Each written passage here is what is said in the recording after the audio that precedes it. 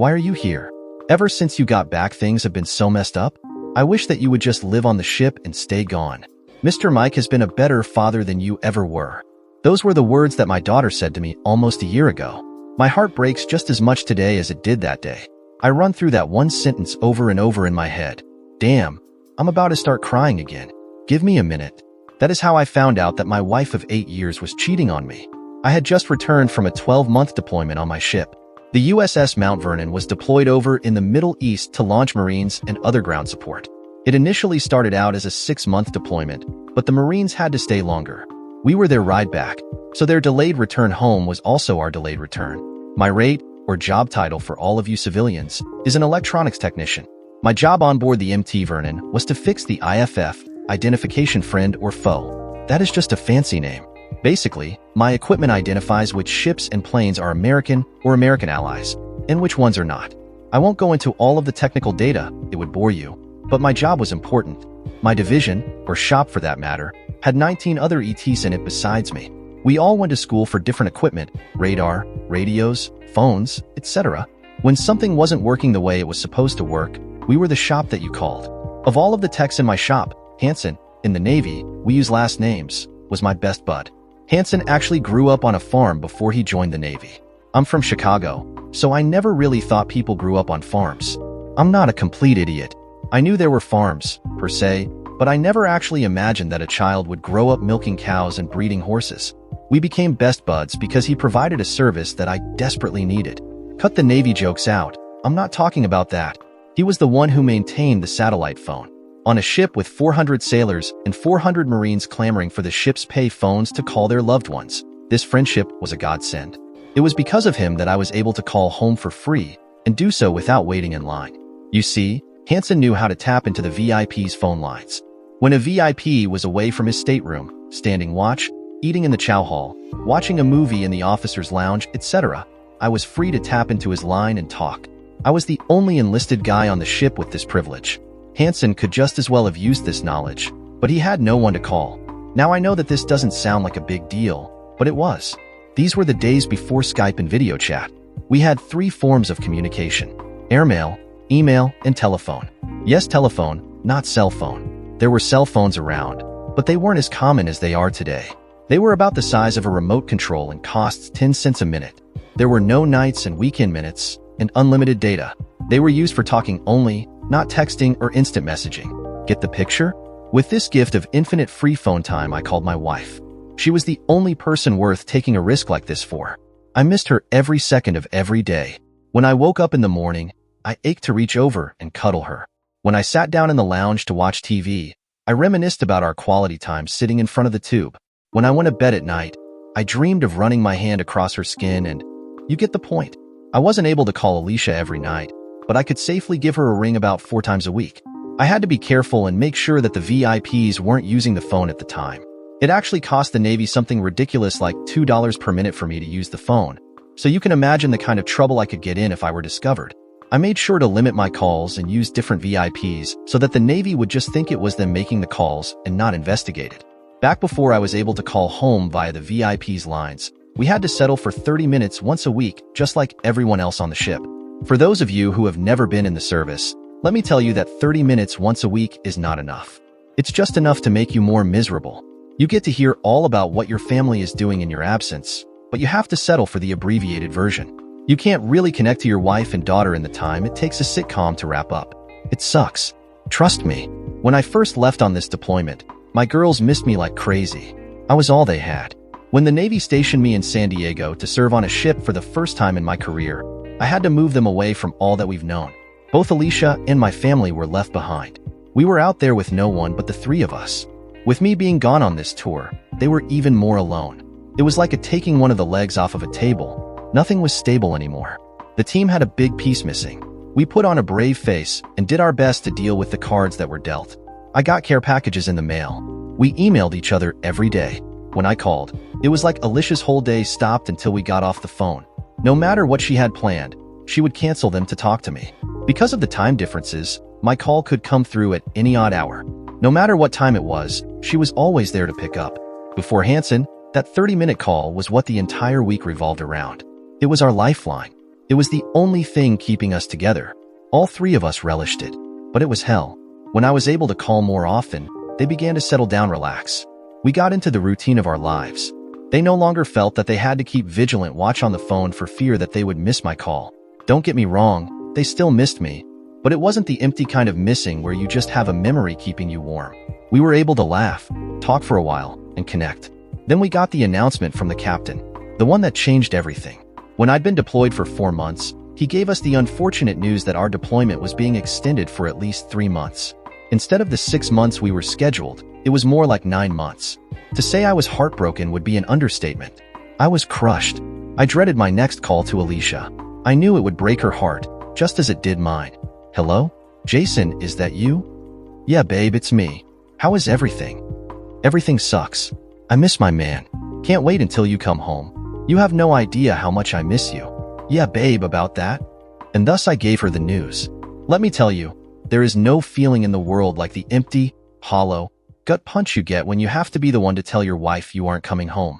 I could actually feel the happiness being sucked out of her. All things considered, she took the news well. Savannah, however, did not. Her disappointment quickly turned to anger when she asked me when I was coming home. 3 months may not sound like a long time, but in kid years it is forever. I tried to downplay it and remain upbeat, but neither she nor my wife bought it.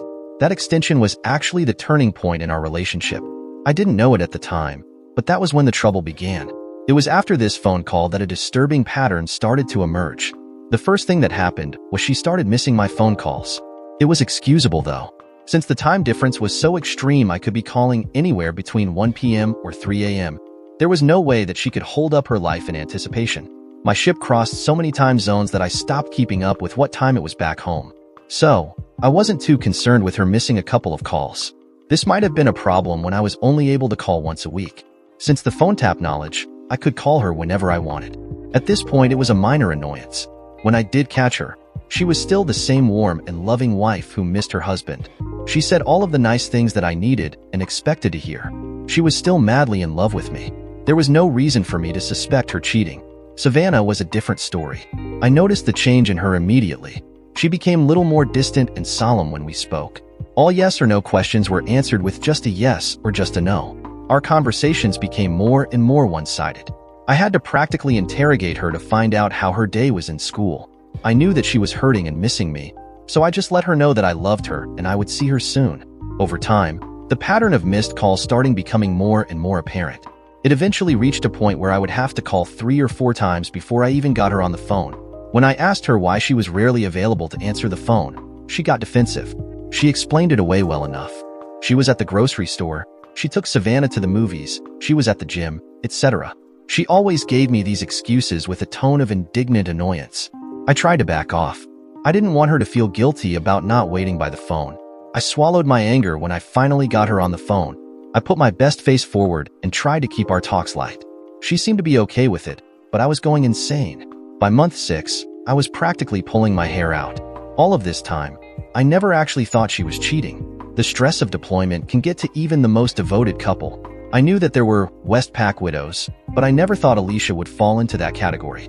For those of you who don't know what that is, let me explain. My ship is based in San Diego, California. For those of you who understand geography, California is on the west coast of the United States. Westpac is actually short for West Pacific, which is the ocean that California borders.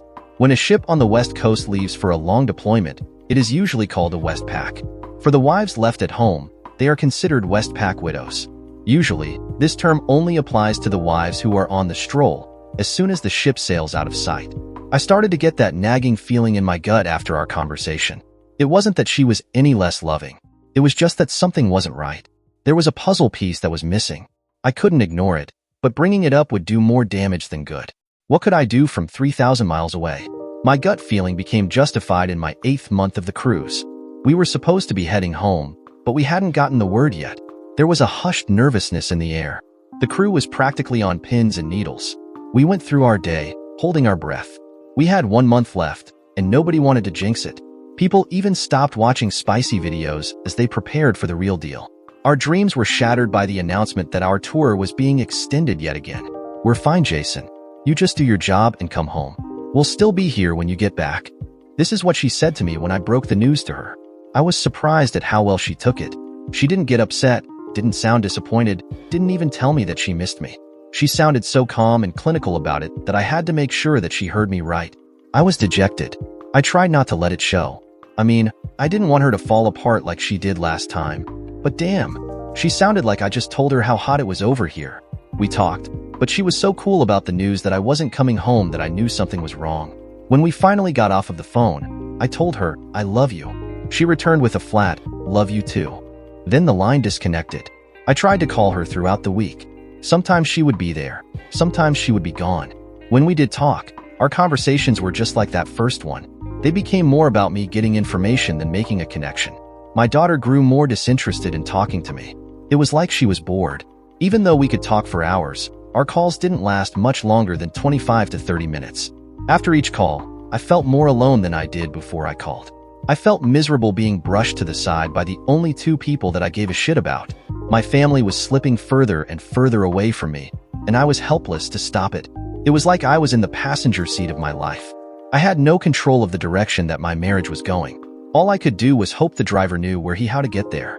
I tried to bring it up to Alicia and tell her how I was feeling. She honestly didn't understand how I was feeling. We talk almost 3 times a week. What do you mean we're connecting less?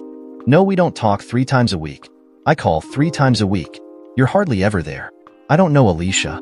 It's like you and Savannah don't even like talking to me. I can't explain it, but something is off. I can feel it.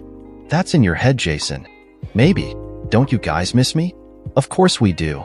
I was not convinced. She said it so automatic and without feeling. It was like she was pre-programmed to respond to that question. She didn't put any type of feeling into it. She sounded like she wasn't even trying to convince me. She was just saying all of the words that were supposed to be said, but I didn't feel any of them.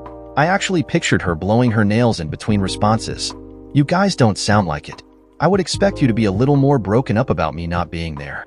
You really want that? You really want me and your daughter miserable knowing there is nothing we can do about it?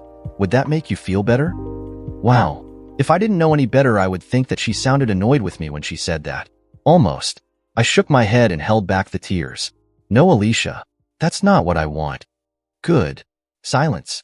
Well, I'm gonna let you go, Alicia. Tell Savannah that I love her. I love you. Okay, Jace. Love you too. Bye. Click. I started cutting my phone calls down after that. It was becoming too painful. I felt like a footnote to my wife's life now. Talking to her just reminded me that I wasn't there, and that they were okay with that. I just got to get through this deployment. That's what I kept telling myself. I can't fix it from here. When I get back to Cali, I will work on my family. If I have a family left to work on, that is, it's impossible to work on connecting with my family from the Arabian Sea, which was where I was at this point. I just had to get stateside and throw myself into my girls. I did the only thing I could do at that point. I threw myself into my job. Isn't that the cliche response to a marriage on the rocks? I couldn't keep still because when I sat down, I'd start to think about my failing family. I did maintenance on my equipment. I took on extra duties. Hell, I even fixed PlayStations. I did everything that I could to keep busy. During the day, I was able to keep my mind occupied. It was the nights that I dreaded. No matter how much I ran, I couldn't get away from them when I lay in my bunk at night. That's when the tears wouldn't take no for an answer. They sprang forth, fighting for release. Whether I wanted them to or not, they found their way to the surface and onto my pillow. That twisting pain in my chest made me hiccup in between sobs. In a ship with 800 people, I was utterly and completely alone. Things between my girls and I progressively got worse. The rift that existed became a chasm. Alicia didn't even mention the fact that I was calling less, even though I had the capability to call more. Ironically, I was calling once a week and only talking for 30 minutes. I don't even think she noticed. When we did talk, things were strained. She didn't outright blow me off, but our conversation became one of those things that she could do without. At month 11, we were all holding our breaths again. No one talked about going home. No one mentioned the length of our deployment.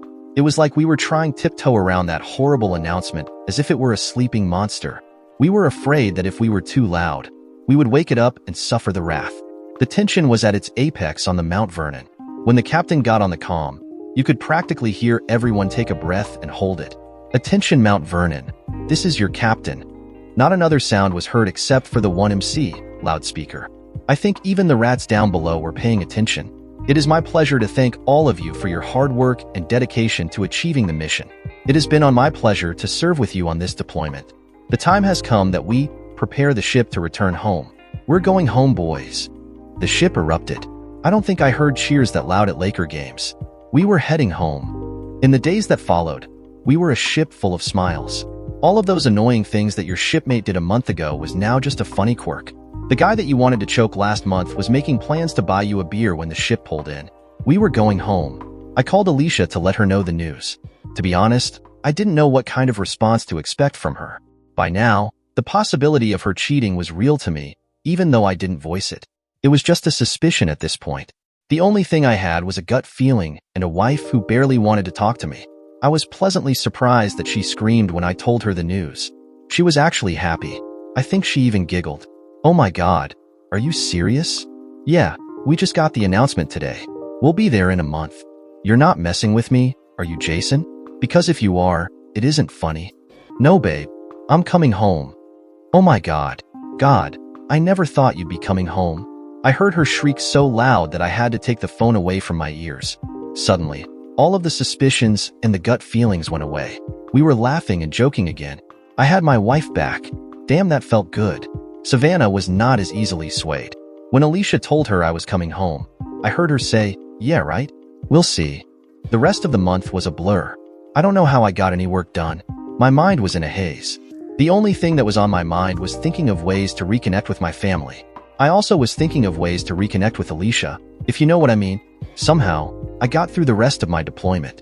Finally, after a year away, the prodigal son, also known as the mighty MT Vernon, proudly docked pierside in San Diego. She was given a hero's welcome. The pier was filled with the family of service members. There was cheering, there were banners, there were signs with guys' names held up. News cameras were also on site, capturing every moment. It was truly an epic event. When I was let off of the ship, I searched through the crowds to find familiar faces. Then, I saw them. My two girls, looking like a cool drink of water in the middle of the Sahara. All of the pain in the last year was worth this moment. The first thing that I noticed was tall Savannah had gotten. She was growing so fast. Her angelic face looked like a younger version of Alicia. And speaking of Alicia, oh my God. I took in my wife and for the first time noticed how hot she was.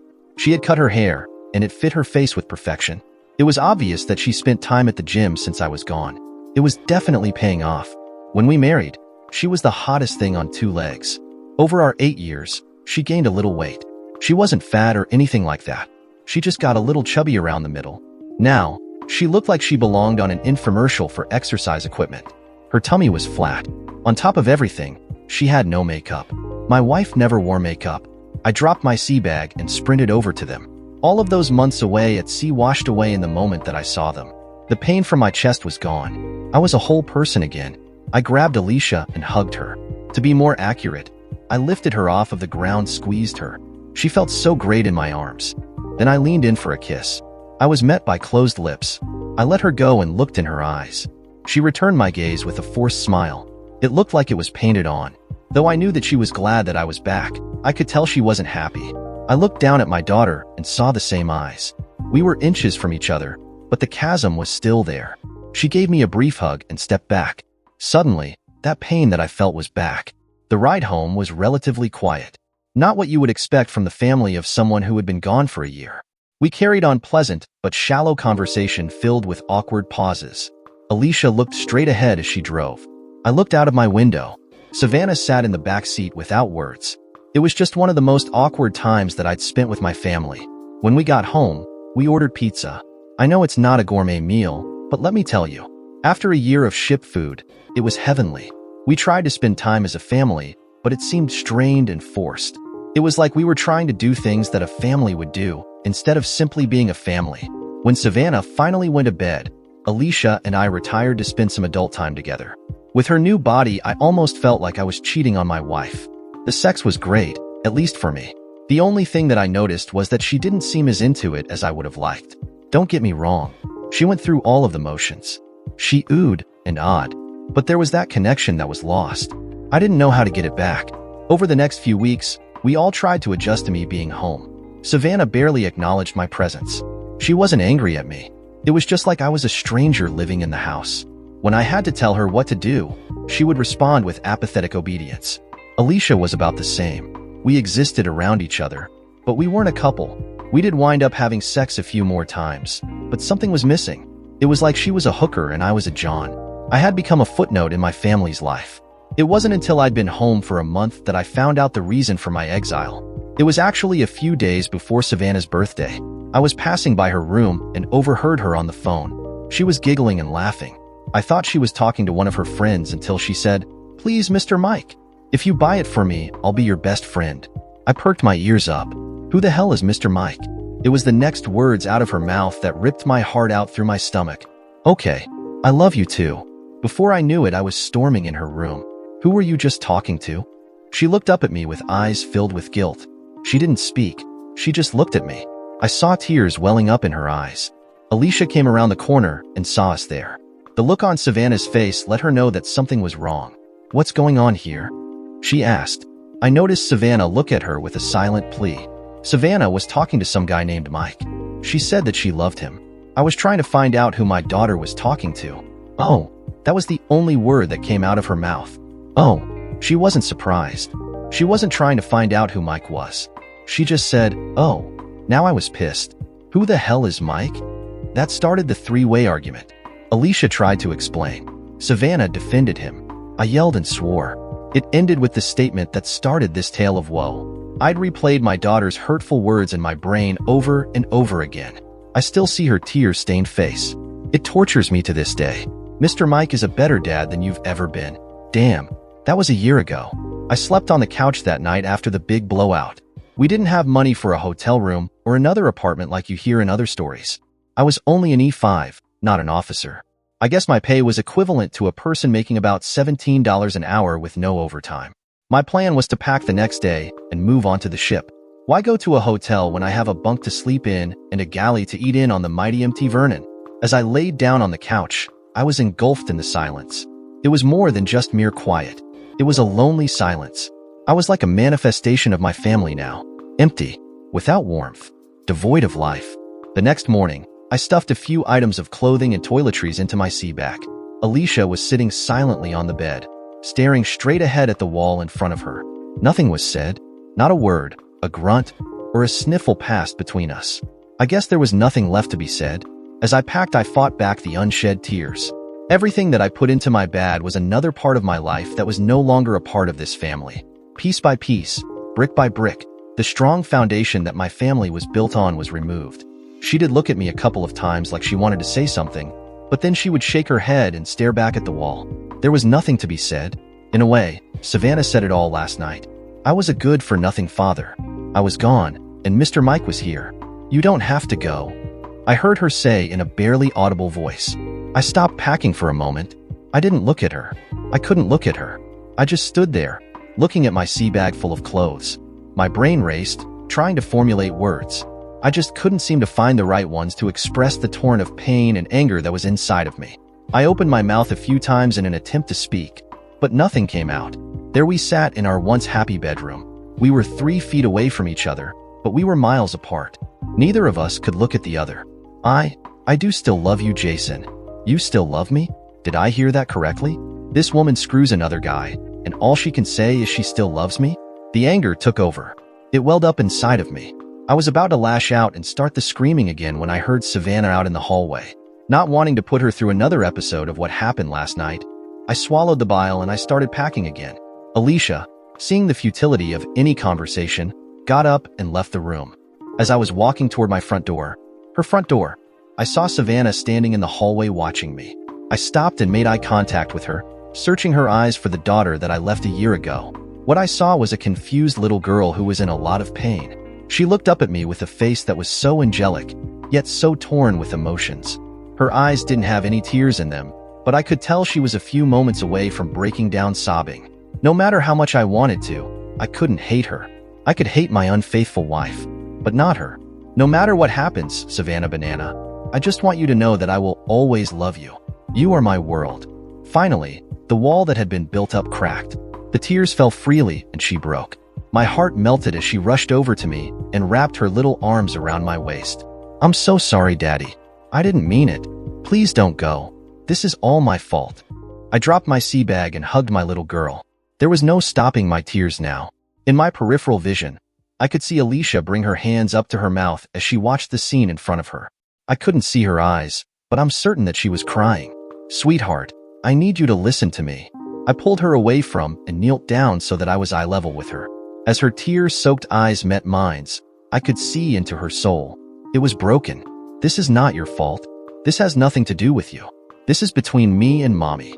We have to figure some things out and need some time apart. Don't you ever for 1 second believe that this is your fault? Okay, so I lied. It actually was a little bit her fault. But are you going to tell an 8-year-old that she was partly to blame for breaking up her family? I love you, Banana. Just because I'm going to be sleeping on the ship doesn't mean that you're not ever going to see me. She hiccuped and swung her arms around my neck, gripping me tightly. Last time you went on the ship, you never came back. What do you say to that? I calmed her down and promised to be back tomorrow. There was nothing that could be said.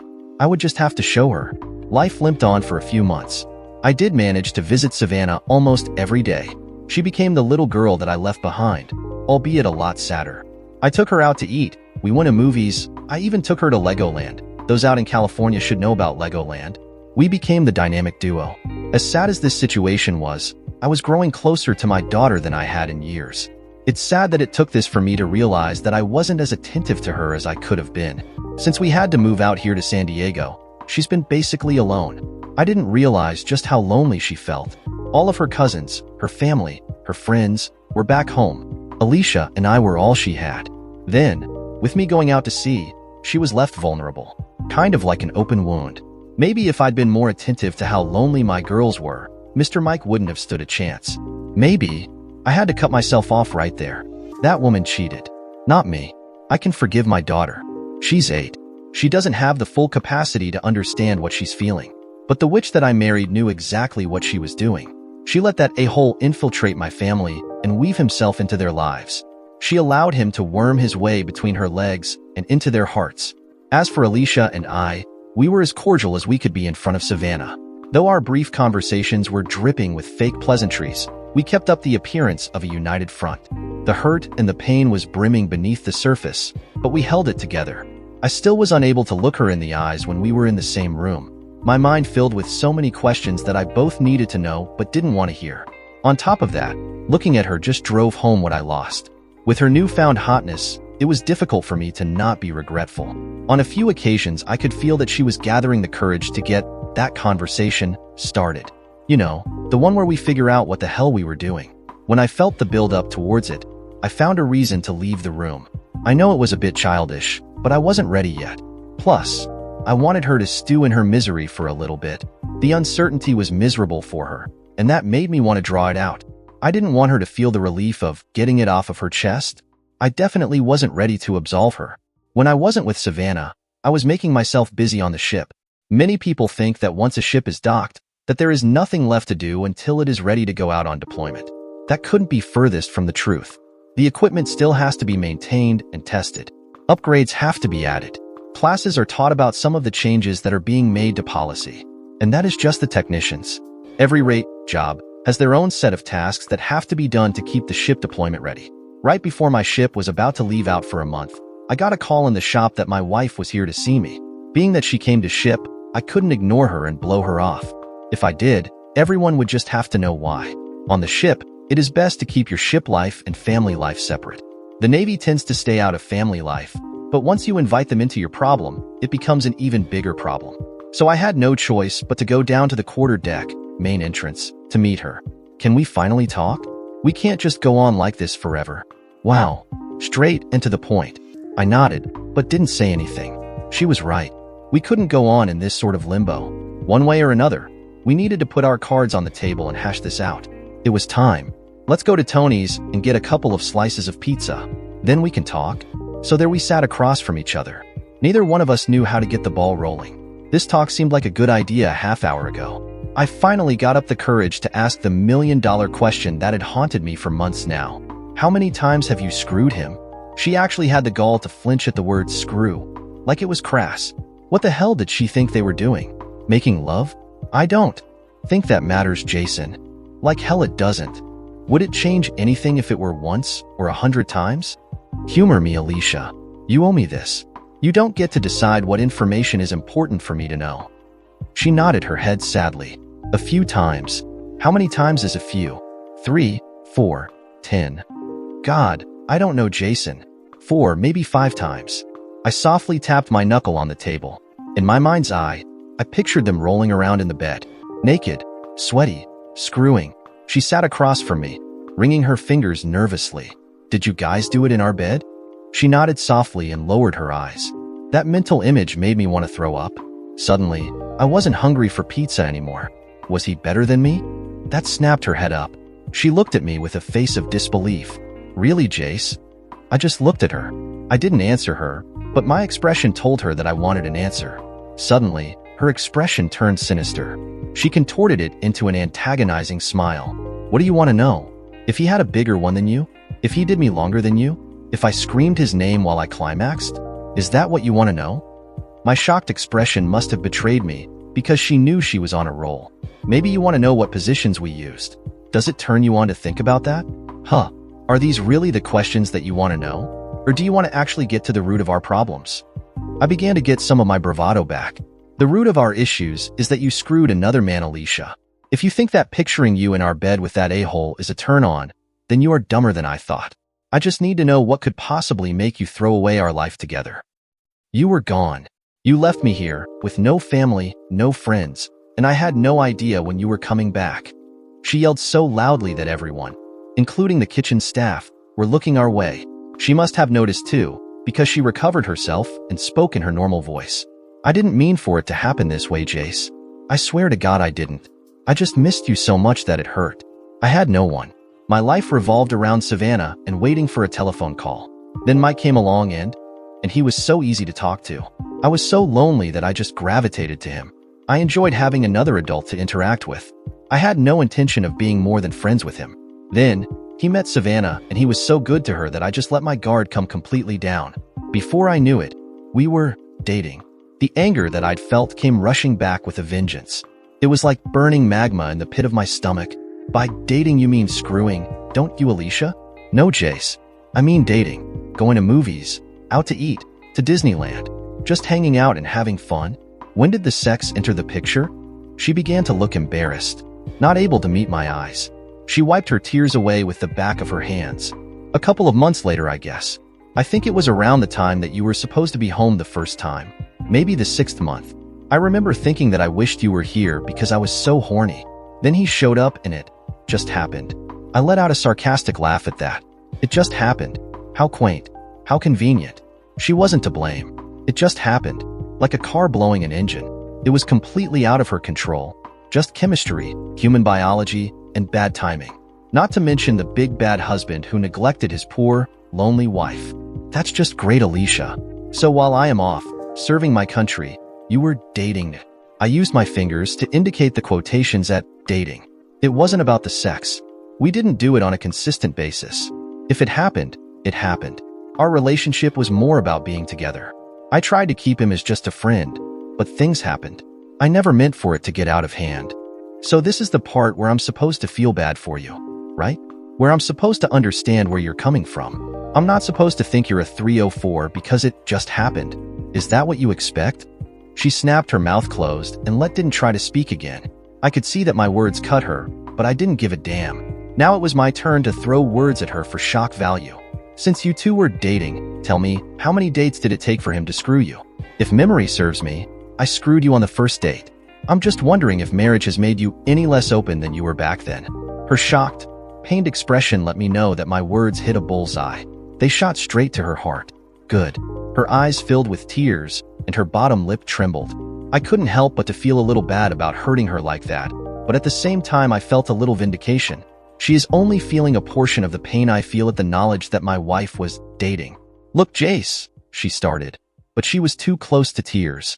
She had to cut herself off because of the frog that lumped in her throat. I know that I hurt you. I'm more sorry about that than you'll ever know. I really am. But we have to figure out where we go from here. This place where we are isn't good for Savannah. She is confused and I don't know what to tell her. She needs to know where this is going. We all do. We sat there for a few moments in silence as I calmed down. As much as I hated to admit it, I couldn't dispute that she was right. I would have liked nothing more than to drag this agony out for Alicia, but I knew that Savannah was suffering too. It was time to put my big boy pants on and suck it up. I simply nodded, letting her know that I agreed with her. What is it that you want, Jace? What do you need from me? That was the conundrum. What did I want? All of this time, I never asked myself that question. I know that seems silly, but it never really occurred to me to actually figure out what it is that I wanted. I don't know. I mumbled. This time she nodded. She took a sip of her Dr. Pepper and looked me in the eyes. God, she was so beautiful. For a split second, I wanted to reach out and kiss her, but I didn't. There is one thing I need to know, Alicia. Do you love him? She punched me in the gut when she broke eye contact again and looked down at her hands. That told me everything I needed to know. For some reason, it no longer mattered how much they screwed or if he was better than me. That one fact trumped everything else. Yes, I do love him. I'm going to be completely honest with you. I never set out to be a cheater, but I fell in love with him. She looked deep into my eyes, gauging my response. I sensed that she was silently pleading with me to understand this situation, to come to some sort of consensus. But if this idiot thought that I was going to excuse her cheating and make it okay, she is dumber than I thought she was. Look, Jace, I fell in love with him. Yes, but I love you more. You are my first love, and I will always love you. If you could find it in your heart to fight for us, for me, I would give myself to doing the same. I haven't seen Mike since you got back. I told him that it was over a week before your ship pulled in. I am prepared to never see him again. I will devote my everything to making my marriage work, and I will make this right by you. Those pleading eyes, they were searching me, begging for a way back into my heart. I felt myself begin to thaw.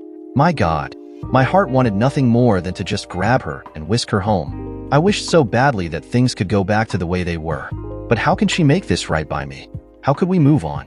She fell in love with another man. No matter what we did in the future, that fact would haunt our relationship forever. I would forever know that her love was not exclusively mine. I could get past the sex. After all, I've been gone for an entire year. If she had a fling, a West Coast widow moment, I could eventually put that in the rear view. Hell, if I'm being honest, had I been anywhere else except on a ship full of guys, I might have been tempted to search for a little side piece myself. But she fell in love. Not only did she give her body away, she gave her heart too. On top of that, she allowed this a-hole to worm his way into my daughter's heart. Now that hurt. No matter how hard I tried, I could never get past that. How could she expect me to? I think she saw the emotion play out across my face.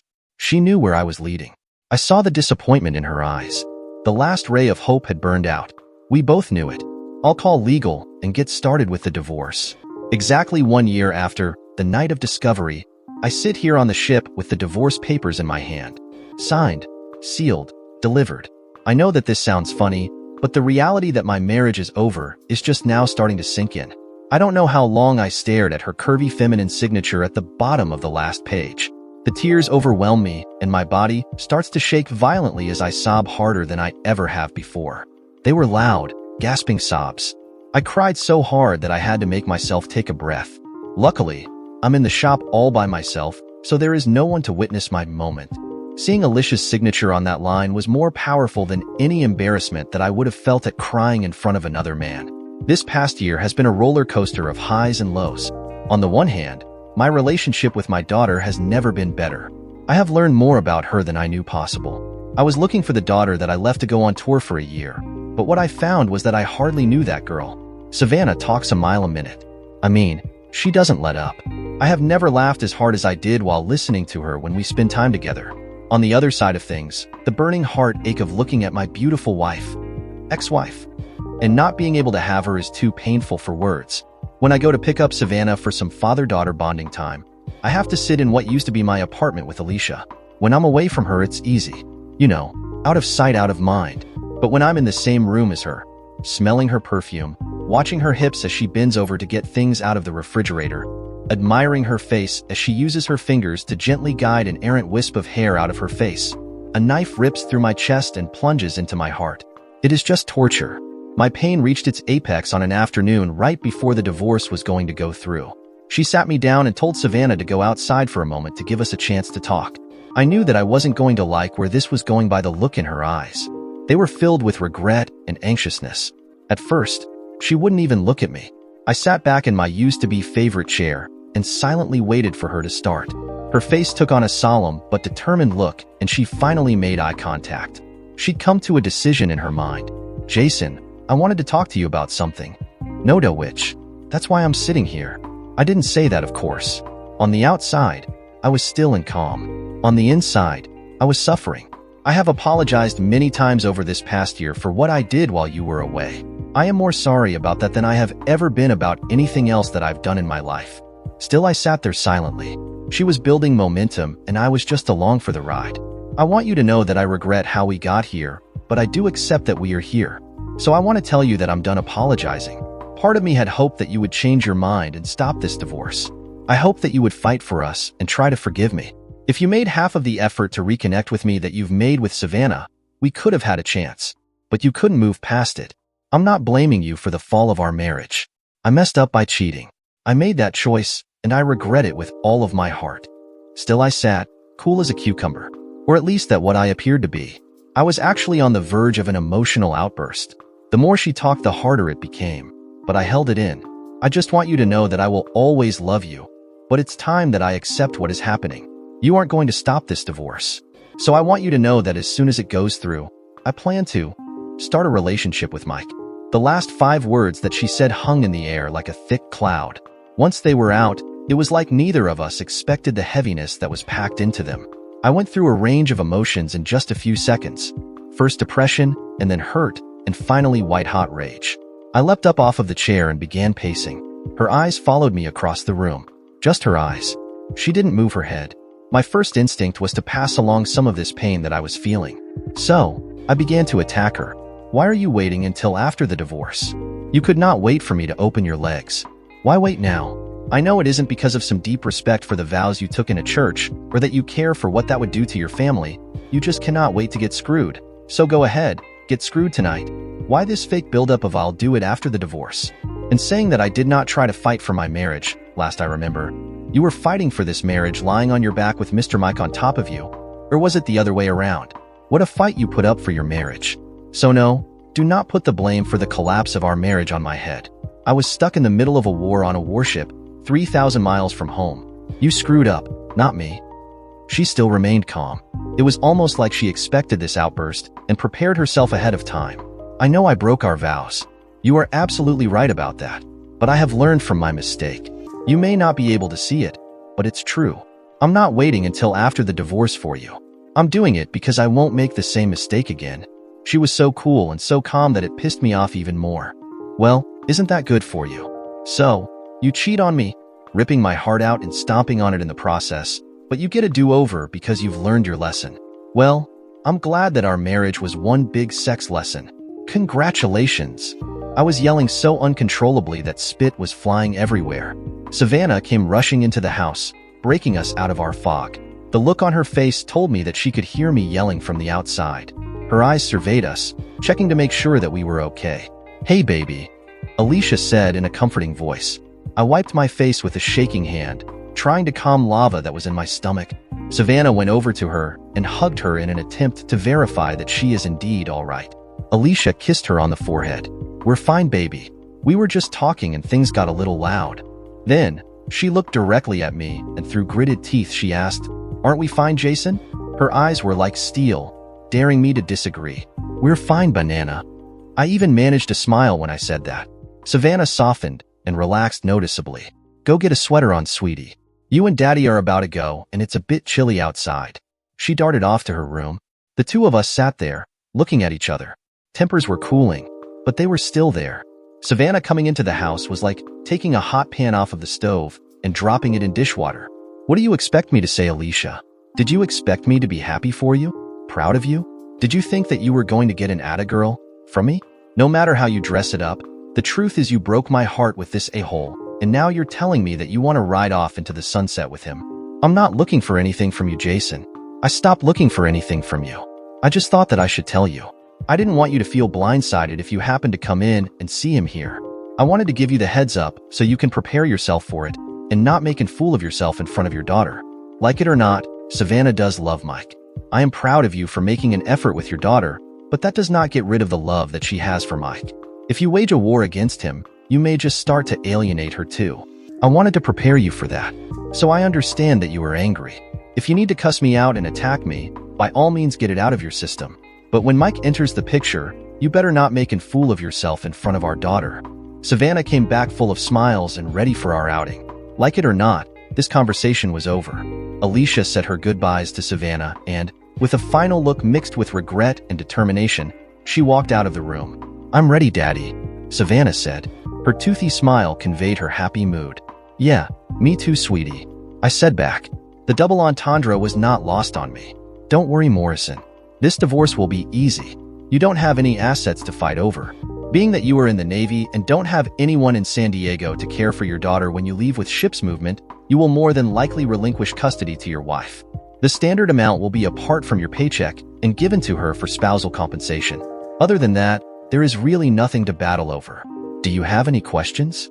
"Hell yeah, I have questions. Why am I paying the lying woman who cheated on me? Why does she automatically get custody? What the hell did I do to deserve what my life has become? And how the hell can you call this an easy divorce?" I asked none of these questions, of course. They were futile, rhetorical questions that were only a means of venting. I already knew the answer to these questions. The military deals with divorce so much that it has become standard policy. Nothing more than the planned maintenance that I do on my equipment. The JAG officer that had prepared the paperwork sat there behind her desk, impatiently looking me over. She seemed disturbingly detached from the emotional weight that was contained in these documents. My life was being ripped away from me bit by bit. So what? For her, it was Tuesday. Wiping tears from my eyes, I signed the paper and left abruptly. Now here I sit at my ship with the signed documents in my hand. Now you know how I gotta be here. If you recall, this is where I began this story. In my hands I have tangible proof that I am a statistic of the Navy. One of the 50% who end up a divorced become woman haters. I'm sure that Alicia was looking at the same proof, elated that she can move forward with her wonderful life. She and Mr. Mike can try to replace me. Screw them both. Things moved relatively quickly in my life after that. My contract with the Navy was almost up, and I had to make a decision to re-enlist or not. Last year, that would have been a difficult decision. I love the Navy, I love serving my country, but it takes me away from my family. This year, however, the decision was almost immediate. There was no way I could re-enlist. I was just getting to know my daughter, and I don't think we would survive another year with me at sea. Hell, look what happened last time I went away. Besides that, I had to show her that I was going to be here.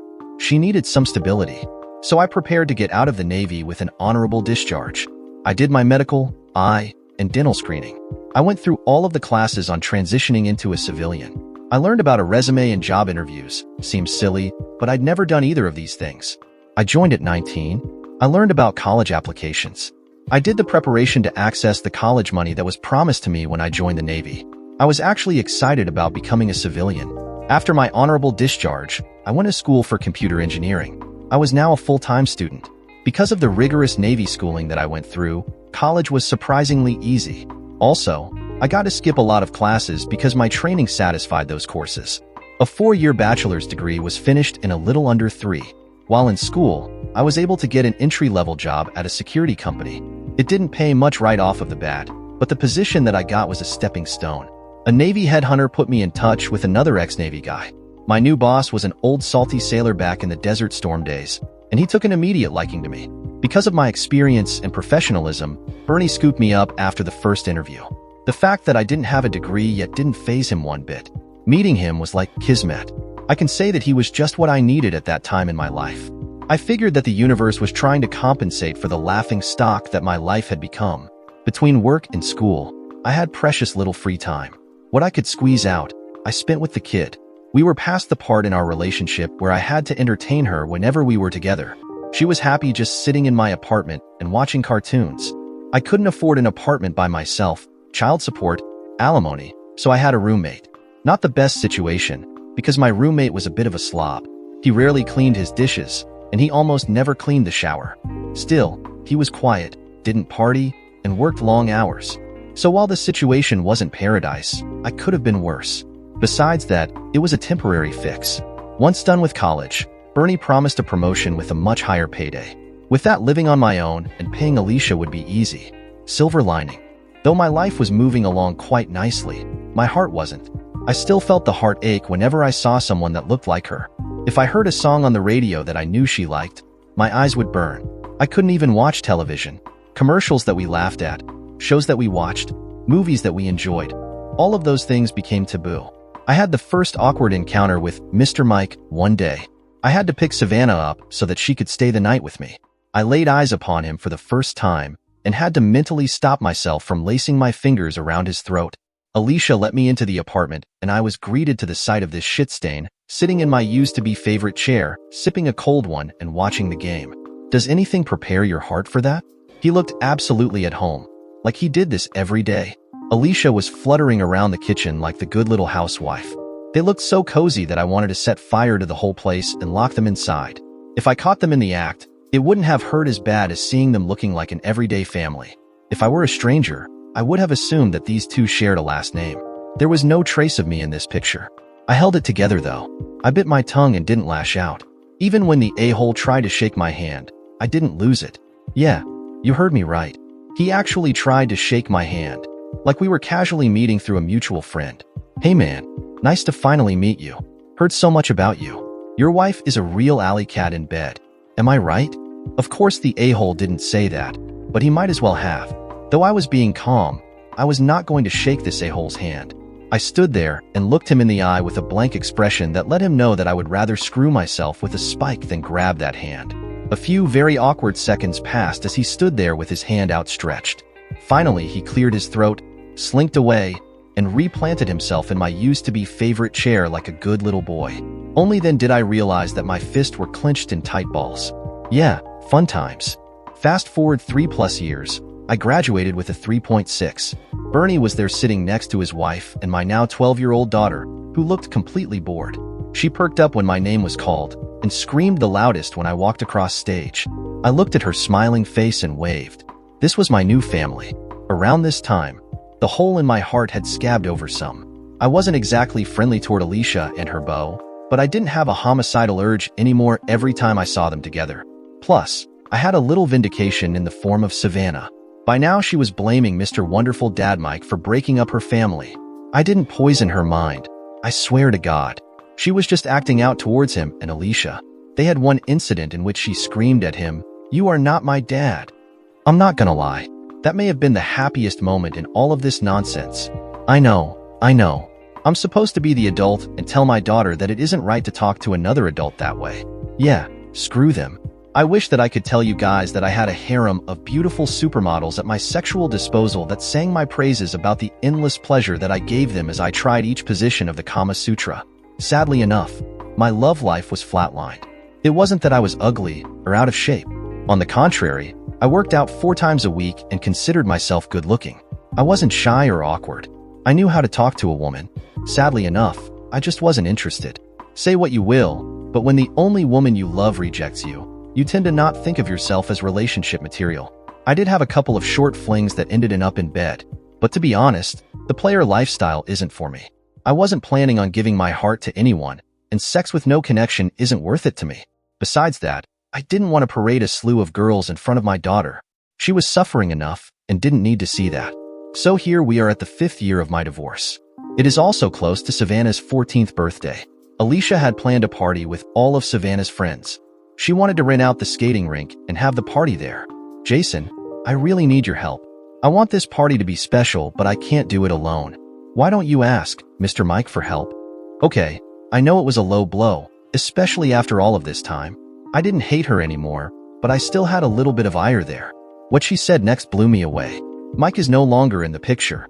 She said it so casually that I almost missed it. But when I looked into her eyes, I saw them welling up. Oh, what else is there to say? I'm sorry? Because I wasn't. Time heals all wounds? Yeah, a long time. The sun will shine tomorrow? Only after a life-altering hurricane of shit. Okay, Alicia, I'll help you. What can I say? I felt bad for her. I'm not a complete monster. She was still the mother of my kid. So we sat together for the first time in 5 years and made preparations for this party. It was surprisingly easy and familiar, even after all this time. Was it like old times? A little. Was I harboring illicit thoughts of sweaty, screaming sex? Not on your life. But for the first time, I found that I could talk to her without taking cheap shots at her. I believe that was the first moment that I forgave her. I had a slight curiosity as to the reason for the breakup of the happy couple. I didn't ask her though. For one, it seemed like bad taste. I didn't want to appear to be gloating. On the other hand, I thought that asking would put us in a friendlier category. I wasn't ready to be anything to her but co-parents to our daughter. If she needed a friend, I wasn't going to volunteer. I had to find my way back from the abyss alone. She can do the same. Finally, we had Savannah's party plan to AT. I had my marching orders, and she had hers. I was on my way out. Thanks, Jason. We still make a good team. When it comes to Savannah, yeah, we do. I don't know why I felt the need to throw that in. I guess I just wanted to make sure that my line in the sand hadn't been crossed. I saw a flash of regret cross her face, but she recovered quickly. Call me when you finish your list. Absolutely. You can count on me, I said before realizing it. I mentally kicked myself for opening that door up. She walked right through. I always could. With that, she closed the door, leaving me on the front stoop with a look of confusion. Get it together, Jason. What the hell was that? Savannah's party went off without a hitch. She and her friends had a blast. They skated, they fell, they giggled. They got back up and did it all over again. There was cake, there were presents, there were games. The smile on her face was worth it. Alicia and I sat back and watched the chaos. I was alternating between enjoying the smile on Savannah's face and silently stalking the boy who kept finding ways to be close to her. He obviously had her enamored. They talked in quiet corners whenever they had the chance and even held hands out on the rink. Alicia had to physically grab my arm a couple of times to stop me from running over there and implementing a 2 feet rule. Did you ever think we would be here watching our daughter together? She asked wistfully. Knowing where this conversation was likely headed, I pretended like I didn't hear her.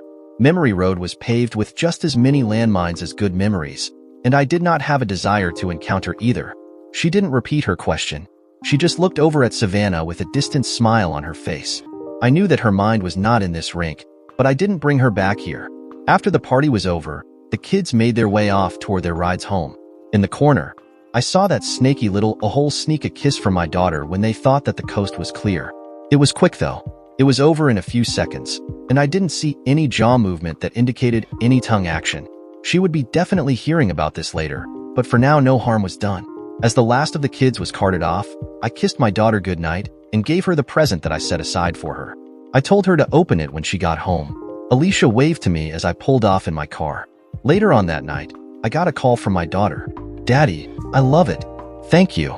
She screamed in my ear. She was talking about the gold locket that I bought her. It was in the shape of a heart. On the inside was a picture of her and I. It was taken at an amusement park that we went to. On the back was the small inscription that said, "The one who holds my heart." You're welcome, Banana. I was relieved that she liked it. I thought it was a bit cheesy and cliche, but I wanted something special for her from me. I needed her to always have a reminder that I would always be here for her. Always. Later on that night, or early the next morning rather, I got another call. This time it was Alicia. Hey Jace, what you doing? Her voice was slurred. I looked at the clock and saw that it wasn't even 2. What's wrong, Alicia? Are you drunk? I heard sniffling coming from the other end. A little. Damn, I had drunken phone calls.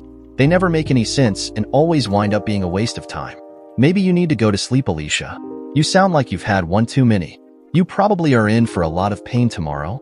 I'm already in a lot of pain, Jace. Why didn't you love me? Why couldn't you fight for me? Why did you let me go off with another man when you knew I was still in love with you? I sat there stunned. What was she saying? I let her go? Why didn't I love her? Was she serious? Alicia, go to bed. Don't call me again until you're sober. I sat at work the next day going over the disturbing call that I got. I knew that it was time for another talk with Alicia. I'd avoided it and cowered away from it. Things were in a good place right now, and I didn't want to rock the boat. My daughter was turning into a beautiful young woman. I was exceptionally good at my job. I was making good money. The pain that I'd felt for so long was just about gone. Why now? As much as I would have loved to keep skirting around the issues, I had to confront her. I couldn't keep getting early morning wake-up calls. The little hints that Alicia has thrown at me indicating that she is now feeling regret were going to keep coming my way until I nipped it in the bud. So I called her and invited her to Tony's for a slice of pizza. Hell, this seemed to be the setting for our uncomfortable conversations. I hadn't set foot in there since we talked when I first moved out. It felt kind of fitting that we would return to this place for another conversation. When she walked in, I must admit that she looked good. She definitely dressed to impress.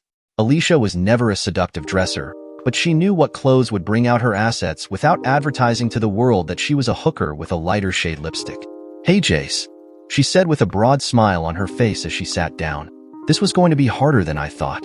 Once we ordered, we settled in for our talk. We started off with shallow conversation about how much Savannah enjoyed the party and how much she is growing up. When I had enough of that, I started the difficult part. "So, about that phone call?" "I'm sorry about that, Jace. I just got a little drunk after Savannah went to bed.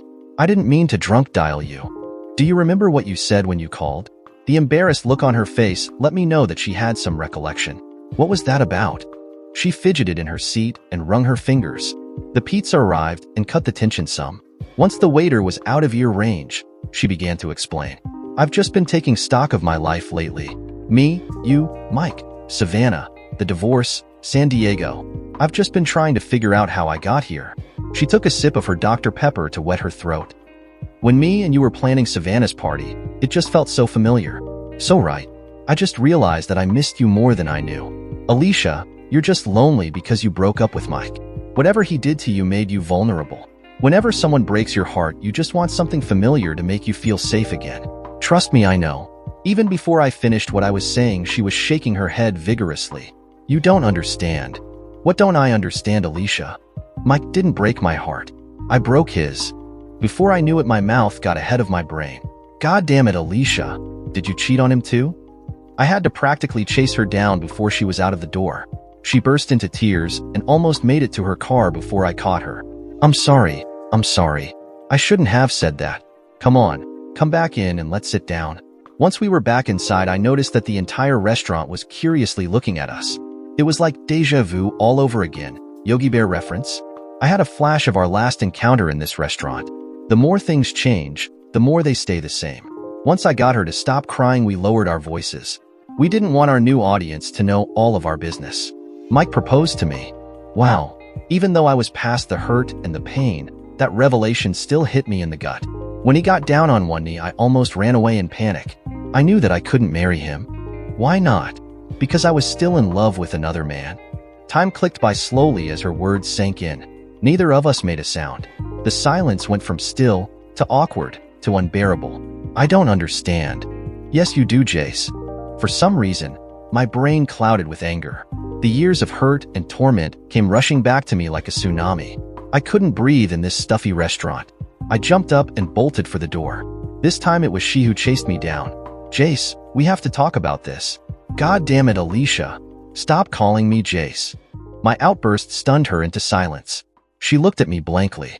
Her mouth moved a couple of times, as if they were trying to say something. She got nothing out, though.